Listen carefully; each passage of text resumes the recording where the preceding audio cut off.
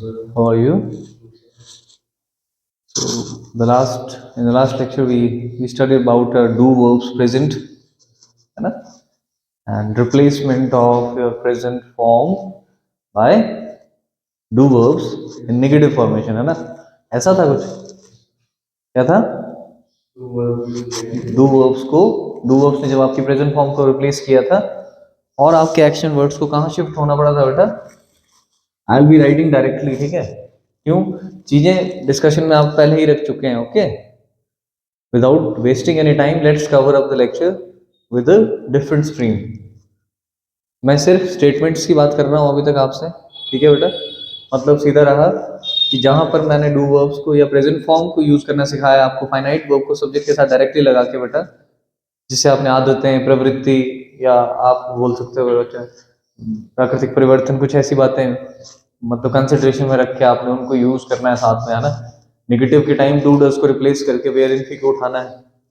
In the same manner you shall be picking up what your past form, जो present form के साथ ठीक साथ फाइनाइट वर्ब में प्लेस हमने की थी।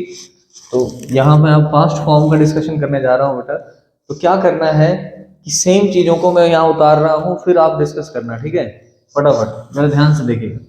मैंने कहा आई एम राइटिंग हियर और पास्ट फॉर्म जिसे सुपरफिशियली हम लोग क्या कहते हैं बेटा? वर्ब की सेकेंड फॉर्म रिदम में, पैटर्न में। वर्ब की थ्री फॉर्म्स ऑफ वर्ब जो पढ़ता है आदमी, तो फर्स्ट सेकंड थर्ड फॉर्म को कुछ इसी तरह पढ़ता है, ठीक है? By skipping your plural form of present. तो वहां बंदा बोलता play, played, played, write, wrote, written, like in that stuff you can call that second form. तो सेकंड ही है जिसको आप पास्ट फॉर्म के नाम से, उसका एक्चुअल फॉर्म नेम क्या है? पास्ट फॉर्म है। अब पास्ट फॉर्म को साथ में सपोर्ट सिस्टम कौन देगा बेटा? कम ऑन, हाँ मान लो ना, ये आपके नाउन प्रोनाउन है, ठीक है? क्या है? नाउन प्रोनाउन है। उनके ठीक साथ में अगर आप पास्ट फॉर्म चाहते हो, मतलब नेचुरली लग सकती है क्योंकि फाइनाइट वर्ब है ना, जैसे कि आपने पढ़ा हुआ, तो नाउन प्रोनाउन के साथ पास्ट फॉर्म लगाओ, सेकंड फॉर्म, ठीक है? जिसे डायरेक्ट लगाना है बच्चे, और हिंदी में तब लगानी है, हिंदी की बात, जैसे मैंने पहले हिंदी में बात करना, हमारा कोर क्या है? हिंदी है ना। तो हिंदी में ऐसी बात कर रहे हो जब आप कि मैंने कोई काम किया था, मैं कहीं गया था, कोई भी काम, कोई भी क्रिया आपने की थी बेटा, खाने से, जाने से, कुछ करने, कुछ किया था, मतलब, है ना? बेसिक आधार लिख लो, कुछ किया था बेटा। तो नाउन प्रोनाउन की पास्ट फॉर्म डायरेक्ट एसोसिएशन लगाने है बच्चे। नाउन प्रोनाउन को सुपरफिशियली क्या कॉल करते हो? सब्जेक्ट कॉल करते हो, है ना? और इसके ठीक बाद वाला जो स्पेस है बेटा, यहाँ दो स्पेसेस जरूर रखो कि मैं ये कोई स्ट्रक्चर नहीं लिख रहे हो आप, ठीक है? You are not writing a structure, we are talking about past form which is actually, ये क्या है? खुद क्या है बच्चे? स्ट्रक्चर टाइप में लिख लो, फाइनाइट वर्ब। अब आइडेंटिकली जैसे हमने डू वर्ब्स को डिस्कस किया था प्रेजेंट की, सेम उसी एटीट्यूड से आपने डू वर्ब की पास्ट फॉर्म वहां रख सकते हो by replacing it with identical approach, ठीक है? मतलब आपकी पास्ट फॉर्म जब एफर्मेटिव सेंटेंसेस से हट के नेगेटिव सेंटेंस बनाना चाहेगी कि किसी भी व्यक्ति ने कोई काम नहीं किया था, अगर मेरी बात समझ आ रही है? किसी व्यक्ति ने कोई काम नहीं किया था, तो क्या करोगे? You shall be replacing the past form action word with action did, मतलब डू वर्ब की, यस, डू वर्ब की पास्ट फॉर्म रिप्लेस कर दोगे। और उसके बाद मैंने क्या कहा? सेंटेंस फॉर्मेशन में एक्शन को शिफ्ट होना पड़ेगा आपके बेयर इंफिनिटिव में, ठीक है? कहा? बेयर इन्फी में, which is क्या? which is used in present indefinite tense also, in negative formation and interrogatives also। अब इंटरोगेटिव्स की बात हम नहीं कर रहे फिलहाल, बातों को पैटर्न पे ले आओ, धीरे धीरे जरा प्रैक्टिस पे लाओ। We will go to interrogative sentences simultaneously. Where इन्फी which is replica of verb first form लिख देता हूं मैं, सिंगुलर, जिसे क्या बोलोगे आप? रेप्लिका, मतलब एक जैसी दिखने वाली, है ना? जैसे आप which resembles to first form singular, present form जिसको आप कहते हो। अब सेकंड फॉर्म का फायदा कि भाई साहब आप अपने सब्जेक्टिव केस पूरे के साथ, मतलब तीनों के तीनों पर्सन्स के साथ सेकंड फॉर्म रिप्लेस कर सकते, मतलब प्लेस कर सकते हो। ठीक, दे, ही, शी, इट। ठीक है, जैसे कि सबके लिए पास्ट फॉर्म इक्विवेलेंटली काम करेगी, चाहे वो कोई भी एक्शन हो या तो फिर डिड खुद हो। ठीक है, अगर अलग तरीके से डिड को थोड़ा सेपरेट करके अगर प्लेस करना चाह रहे हो बेटा तो वो भी लिख सकते हो आप। जैसे देखो, as we wrote you can say auxiliary verbs as do verbs, तो उसको भी रख लो आप डू वर्ब, और किस टेंस की है वो यहाँ ऊपर रख लो, यहाँ रिप्लेस, यहाँ प्लेस कर लो, यहाँ वेयर एंड लिख लो। ठीक है, this is the same thing we are writing here, बस उसको थोड़ा डू वर्ब में कन्वर्ट कर दिया। Any doubt? पक्का? हिंदी में क्या बात चल रही है? कोई भी काम आई ने किया था, भी हमने किया था, मैंने किया था, तुमने किया था, उन्होंने किया था, ही ने किया था, शी ने किया था, इट ने किया था, मतलब कोई काम किया था, कुछ परफॉर्म किया था, कोई एक्शन किया था। नहीं किया था तो इस हर एक्शन को, पास्ट फॉर्म के एक्शन को रिप्लेस कर देगा बेटा डिड। क्या कर देगा? डिड रिप्लेस करेगा, और जैसे ही डिड रिप्लेस करेगा बेटा इस एक्शन को शिफ्ट होना पड़ेगा कहाँ? वेयर इनफी में। मतलब जैसे आपने जीवन में कभी भी सेंटेंस फॉर्मेशन करनी होगी कि किसी भी व्यक्ति ने कोई काम नहीं किया था, ओके, आपने कहना हो आपने मुझे इन्फॉर्म नहीं किया था। सपोज हम यहां पर पास्ट फॉर्म लिख लेते हैं बेटा, ठीक है, साथ में सपोज छोटी छोटी वर्ब्स लिखो, इन्फॉर्म, जैसे कि cross, close, sorry, call, inspire, रोज सुनते हो आप, रोज बोलते भी हो मुझसे ऐसे ऐसे शब्द, जो मेरे मुंह में आ रहा है मैं लिख रहा हूँ। ठीक है, मतलब उस हिसाब से मत चलो, थोड़ा सा, जैसे कि आप बोल सकते हो बेटा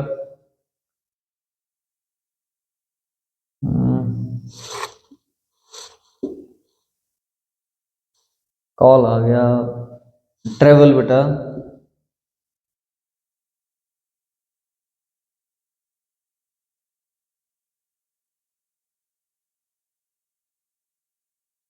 install,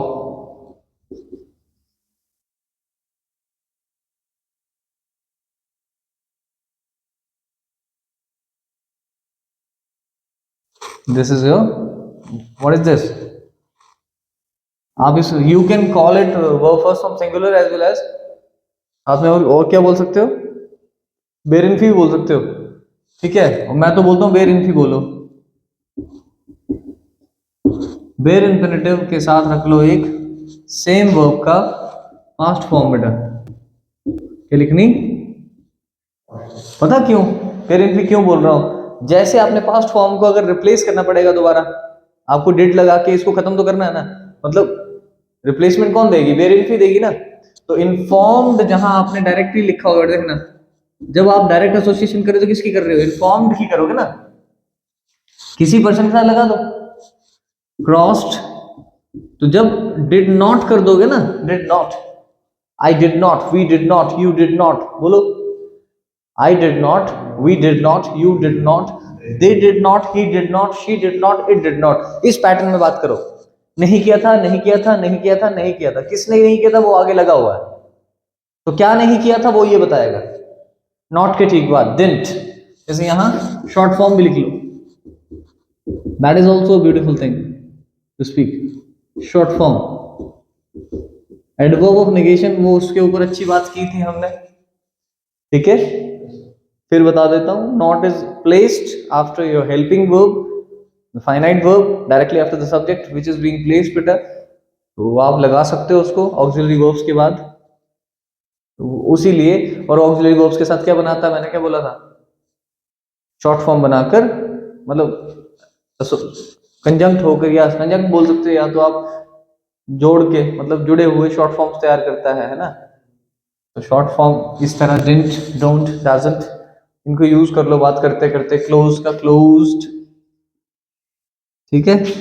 called, inspired, okay, travelled and installed.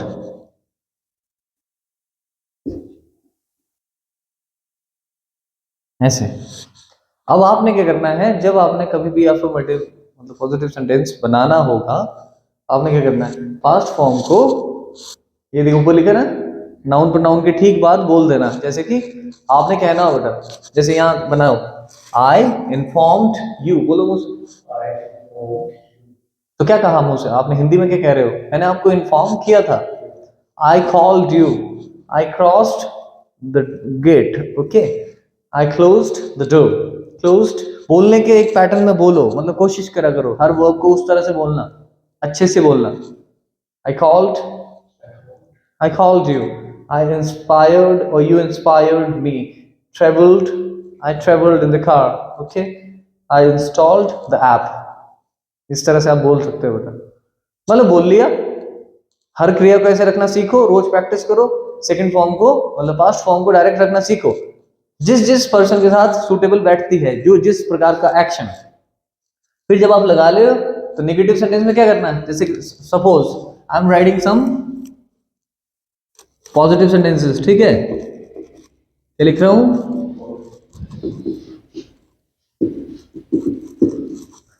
अब उसमें रट्टा नहीं मारने का है, 3-4 पॉजिटिव लिख देता हूं और 3-4 negative. We will be actually making things easier धीरे धीरे। पहले वाले लेक्चर में क्या किया आपने, पॉजिटिव को अलग लेक्चर लगाया, नेगेटिव वो पैटर्न में बिठा रहा था ना आपके दिमाग में। अब उसको कंपैरेटिवली तो लिख रहे हो, जहां प्रेजेंट फॉर्म लिखते थे पास्ट लिख रहे हो। देखो,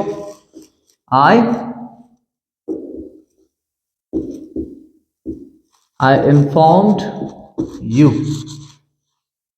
I informed you। जैसे कि मान लीजिए आपने कहना हो you helped me बेटा, बोलो you helped me। तो सेकंड फॉर्म को बोलना सीखना होता बेटा, प्लेस करना तो पता लग गया कि ठीक है डायरेक्टली कर देते हैं, तुमने मेरी मदद की थी, या यू हेल्प्ड मी। तो हेल्प्ड मी, तो हेल्प्ड को डिड से रिप्लेस करो बोला। यहां अगर जैसे आप नेगेटिव करने लोगे तो क्या करोगे, आई इन्फॉर्म्ड को प्लेस रिप्लेस किया पास्ट फॉर्म से डिड, आई डिड, मैंने कुछ किया था। यू डिड, तुमने कुछ किया था बेटा। और भाई साहब अब तुमने नेगेट करना है और यहां पर नेगेटिव कंस्ट्रक्शन उठानी है। लो,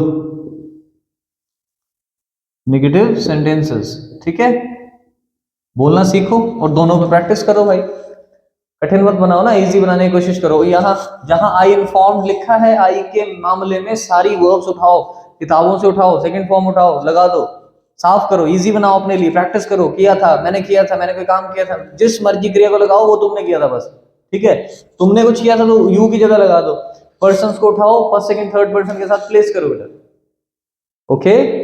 और रही इट की बात, कई बार अगर मैंने यू की जगह इट भी लिख दूं, इट हेल्प्ड मी, जैसे मान लो अभी मेरे से कुछ पढ़ रहे हो तो हुआ क्या, सडनली आपको कहीं एग्जामिनेशन में कुछ आ गया छोटा मोटा, या बोलते वक्त काम आया, है ना, प्रैक्टिस करके, तो आप क्या बोलोगे, दिस लेक्चर और डिस्कशन हेल्प्ड मी। तो डिस्कशन के लिए भी प्रोनाउन के लगाओगे, इट ही लगाओगे ना, तो तब आप बोल सकते हो कि या इट हेल्प्ड मी, बस।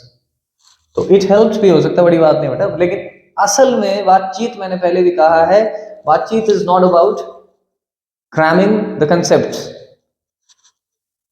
it's more about understanding the concepts, incorporating in life, in language, and after all life is not a robot, okay, language is never a robot, robotic, ठीक है। इसको कैसा होना पड़ता है, लाइवली, जिंदा, थोड़ा भाषा भी बोलता आदमी तो कब दूसरे को पिच कर सकते हो, when you speak by heart, तो इमोशन को भरना पड़ता है बच्चे। जैसे वहां भी अगर आप बोल रहे हो मैंने आपको इन्फॉर्म किया था, तो हिंदी का इमोशन लाओ, यहाँ से अंग्रेजी बना दो, मैं तो ऐसे करता हूँ, कर सकते हो आप, बड़ी बात नहीं है। इमोशन लाना है उसको सीधे इंग्लिश में कन्वर्ट कर दो जुबान से।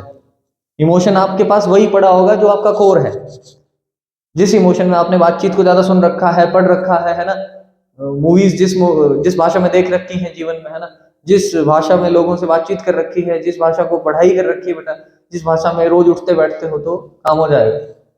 तो क्या चल रहा है, बोला you did not, I did not, मैंने कहा था ना नॉट लगाना पड़ेगा एडवर्ब नेगेशन के लिए, यहां डिड के साथ लग गया बेटा, उस दिन बता भी रहा था।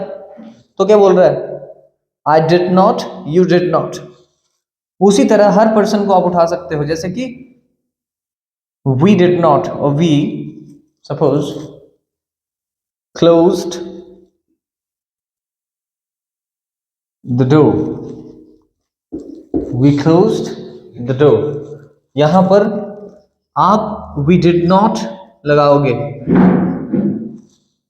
we closed the door, we did not, आगे के लिखना है, पता है ना कौन, ये देखो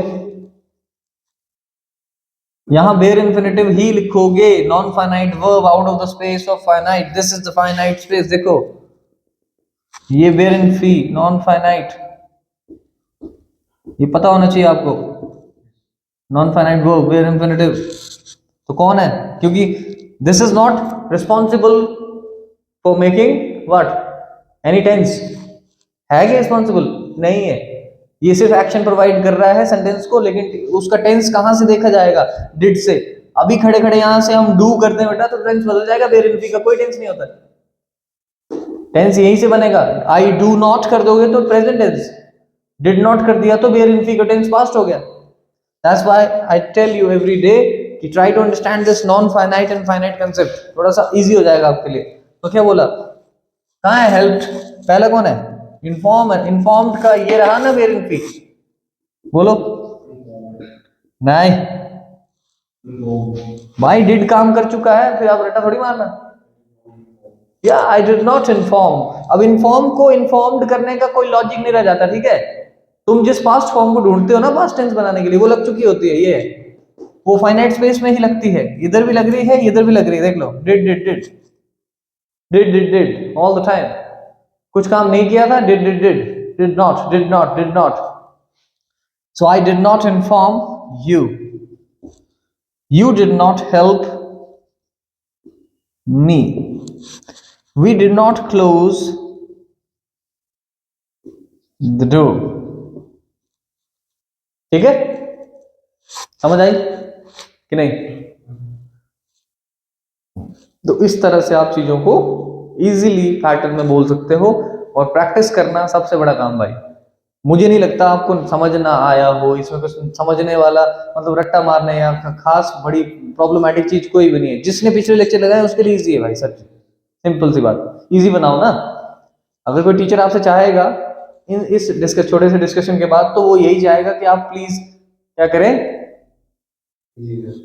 इजी करें इसे, ठीक है, और राइटिंग प्रैक्टिस करें, किताबें खोलें, वहां किताबों की आवश्यकता होती है, हेल्प बुक्स, किताबें खोलो, जो सेंटेंस क्या पता ना समझ आए, ढंग से ना पता लगे, वो कई बार कुछ वर्ब्स की एक्चुअली फिक्स प्रीपोजिशंस होती हैं, डिक्शनरी खोलनी पड़ेगी, फिर आपको प्रैक्टिस के दौरान जब जाओगे, प्रैक्टिस के थ्रू जब जाओगे, तो आपको क्या होगा,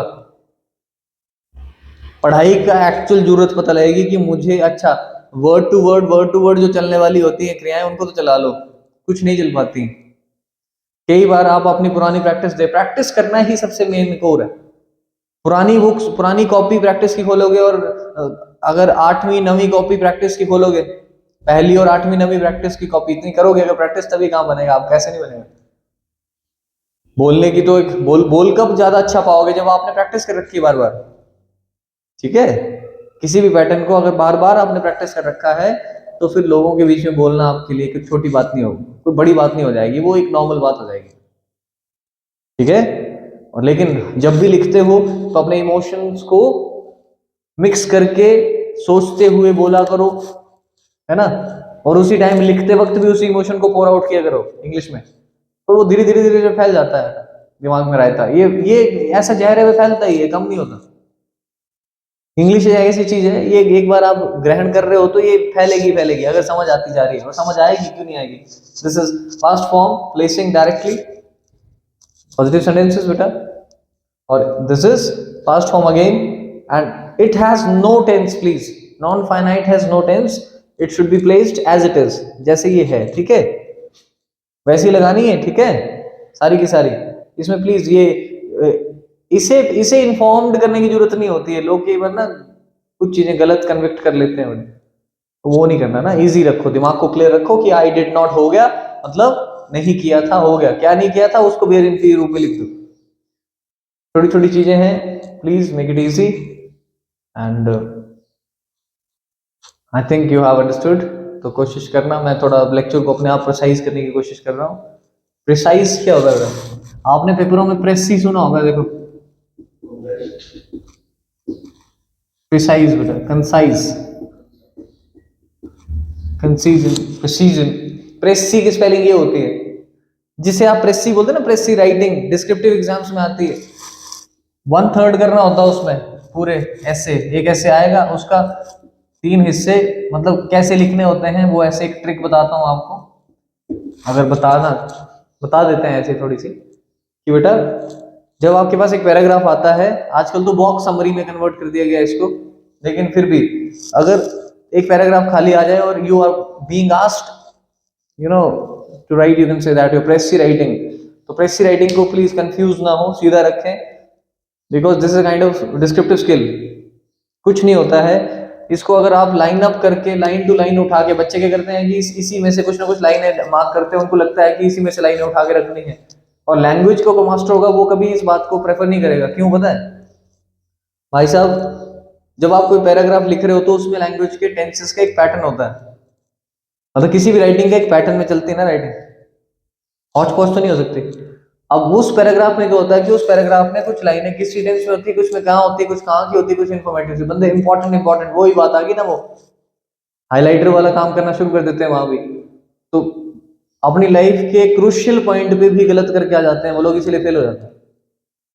तो प्रेसी राइटिंग के लिए क्या करना है, एक पैराग्राफ है, ठीक है बेटा, तो उस पैराग्राफ में एक्चुअली उस पैराग्राफ का, और अगर मेंशन किया गया हो कि इस टेंस में यहां बताओ, वैसे तो करते नहीं है वो, पर क्या पता, लेकिन अगर मैंने क्या कहा, इस पैराग्राफ में लाइंस नहीं उठानी है, करना क्या है, उसे अच्छे से पढ़ना है, अंडरस्टैंड करना है, कॉम्प्रिहेंड करना है, और फाइनली उसके 1/3 नंबर में, मतलब जितने नंबर उस वर्ड के उस पूरे पैराग्राफ के हैं, उसके डिविजिबली बाय 3 जो टोटल नंबर बनता है, कंसाइज करके आपने उस पैराग्राफ को, उसका मतलब निचोड़ निकाल के अपनी भाषा में लिखना है, लैंग्वेज की नॉलेज के हिसाब से। और नेचुरली जब आप अपनी भाषा में लिखोगे तो उस पैराग्राफ में कुछ जो वोकैब होगी वो भी रिपीट हो जाएगी, नहीं भी होगी तो भी चलेगा, लेकिन you need to show your precision quality, you know, इसको ब्रेविटी भी बोलते हैं आई थिंक, और उसको थोड़ा सा सेंस अलग हो सकती है, देख लेना, स्पेलिंग पेपर में आ जाता है, जो भी पेपर देने वाले बच्चे हैं एग्जाम में ये चीजें आ जाती हैं, brevity, BREVITY, this is a skill of writing things concisely, ठीक है, इन प्रिसीजन। बंदे ब्रेवरी के साथ कंपेयर करने लग पड़ते हैं, वो ब्रेवरी अलग वर्ड है, ब्रेविटी इज स्किल, ठीक है, कम शब्दों को यूज करना। बाकी प्रेसी के लिए इतना सा डिस्कशन बड़ा होता है, बंदे को समझ आ जाए तो, और हर चीज जो भी डिस्क्रिप्टिव एग्जाम में आपके आती है, एसे राइटिंग, कोई आपका ये बॉक्स समरीज, ये वो है ना, जो भी एडिटिव पैराग्राफ, पता नहीं क्या क्या आता है सारा, आपके बहुत सारे एग्जाम्स हैं जिसमें बहुत सारी चीजें आपकी डिस्क्रिप्टिव एग्जाम से पूछी, तो स्टोरी राइटिंग पता नहीं पूछी जाती कि नहीं, लेटर राइटिंग हो गया आपका, बेसिक बेसिक चीजें, तो कुछ भी पूछा जा रहा है उसका सब चीजों का जो कंक्लूसिव एक हिसाब से मतलब सॉल्यूशन है, वो ग्रामर एकमात्र ही है। क्योंकि अगर आपका ग्रामेटिकल टर्म और आपका एक्सप्रेशन अच्छा नहीं है ना, समझ अच्छी नहीं है, वोकैब अच्छी नहीं है बेटा, तो ग्रामेटिकली और वो वोकैबुलरी का मिक्सचर सारा का सारा सभी अच्छा होगा, तभी आप लिखने के लायक होंगे। किसी भाषा को ऐसे ही तो नहीं व्यक्त कर पाएंगे ना, समझ कोशिश कीजिए थोड़ा बेसिक चीजों को समझने की, और वो पेपर सारे तभी चलते हैं। कॉम्पिटिटिव चलना तो भी ग्रामर की वजह से ही, कॉम्पिटिटिव कैसे श्योर होगा जब आपका ग्रामर अच्छा है। कॉम्पिटिटिव में क्या होता है, ग्रामर की कुछ तिकड़म जो बेसिक होते हैं वहां गड़बड़ कर दी जाती है, वो जो जानता है वो गलत कर लेगा, सही कर लेगा। और दूसरा डिस्क्रिप्टिव, वो भी कॉम्पिटिटिव है ना, तो डिस्क्रिप्टिव में आपको लिखना पड़ता है, कॉम्पिटिटिव में आपको चूज करने पड़ते हैं क्वेश्चन आंसर्स या फिलिंग द ब्लैंक्स, ये वो स्टफ में, सेंटेंस कंप्लीशन, सेंटेंस करेक्शन है ना, spotting errors, all that stuff. वो इसी में से निकलता है, टॉपिक वाइज ही निकलते हैं। और वो आप ये रहने देना कि टॉपिक वाइज नहीं निकलेंगे, कोरिलेशन में निकलते हैं सारे स्पॉटिंग एरर्स, या पॉइंट टू द पॉइंट भी होते हैं कुछ, लेकिन उसके लिए पढ़ना पड़ेगा। पर पहले फिलहाल अपनी लैंग्वेज को थोड़ा सा शार्प कर लो, थोड़ा सा कॉन्फिडेंस बढ़ा लो। Then we will go through some basic topics like nouns, pronouns, adjectives, क्या है इनका फंडा, छोटी छोटी चीजें, छोटे छोटे शब्द, वही है। वहां तो वर्ड टू वर्ड ही चलना है आपको। Thank you so much, have a great day बेटा।